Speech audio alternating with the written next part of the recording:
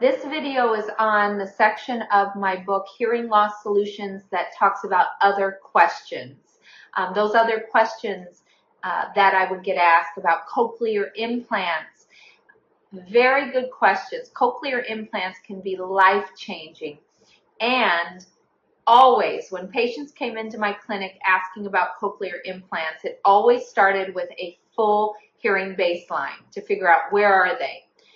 Many times, unfortunately, cochlear implants were needed. And I say unfortunately because it is surgery, and if hearing loss can be treated without surgery, I think we would all agree that would be best.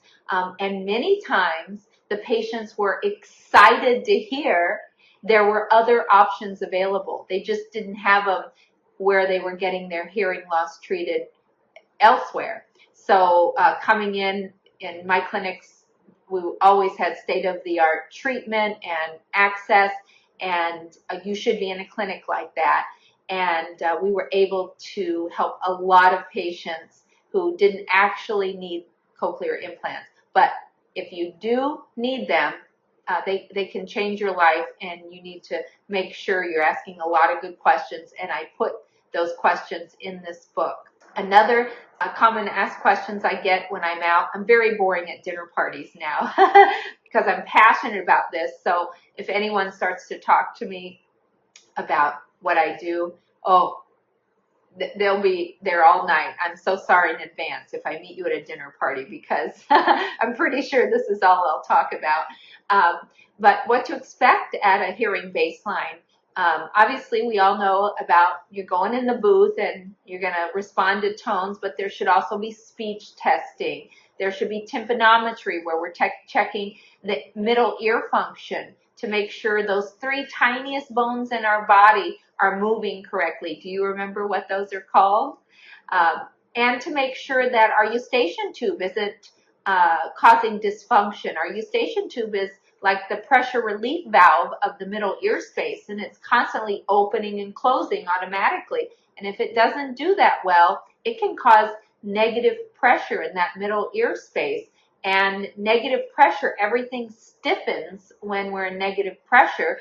And so those three tiny bones, those tiniest bones in our body, are stiffened and they're not moving freely. And that can impede hearing and balance.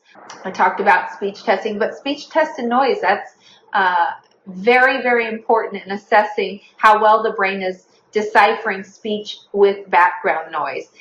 Even people who have very hard of hearing, they could do well on one-on-one when it's quiet, because their brain is focusing on reading lips also. So it's not a great test to do just speech and quiet, although that should be done, but also speech and noise testing is critical. And very basic, but you'd be surprised how many patients come to me and report that they've never had wax checked in their ears. It should always be, we should always be checking for wax to make sure.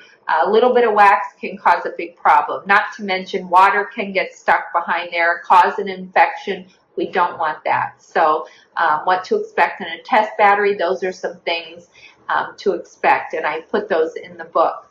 Another question I get a lot is, when should I get my hearing checked?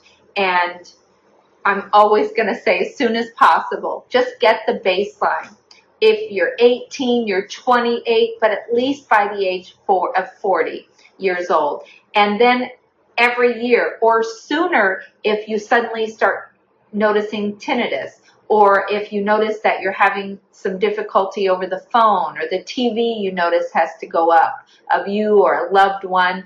Many times we don't notice maybe that these things are happening as much as our loved ones notice. So listening to loved ones and not taking it personal, but just say, okay, I'll go get a baseline. And remember, this is done early enough, it is prevention. There's just so much that can be prevented when it's caught early. Another question I get is, do I really need cochlear implants? That is an excellent question. When patients come in and ask that question, first, we're always going to do a full baseline. So we're going to assess where they are right now with their current devices as well, and see if there's room for improvement. And in many cases, although cochlear implants are wonderful and they change lives, and many times we can avoid that by doing different treatment options. And anytime we can avoid surgery with the patient and reach desired outcomes, of course, who's not going to love that option? Another question I get a lot is, why can I hear and not understand?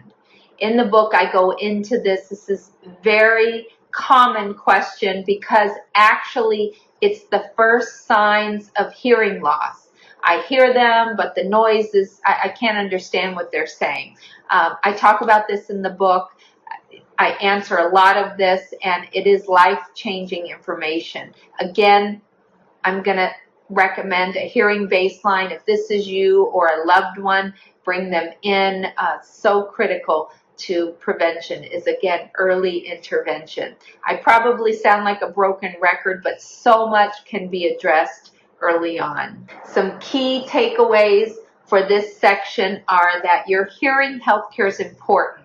It can be addressed quickly and simply in the beginning, which is why I'm an advocate for early intervention for the baseline. If you've watched my earlier videos, you know I talk about a hearing baseline. Understanding your hearing health care, your balance health care, your tinnitus, your cognitive efforts is crucial in leading a healthy life.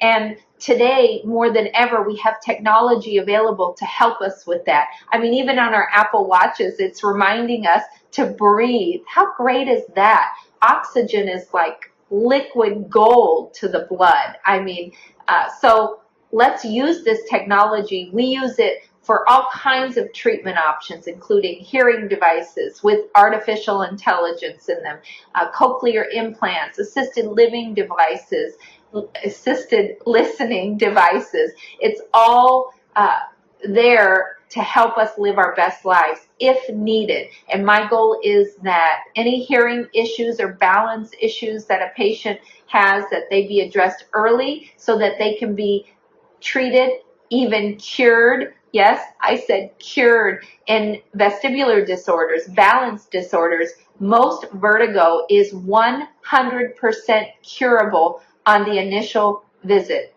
There's one important factor though. That's if it's diagnosed appropriately.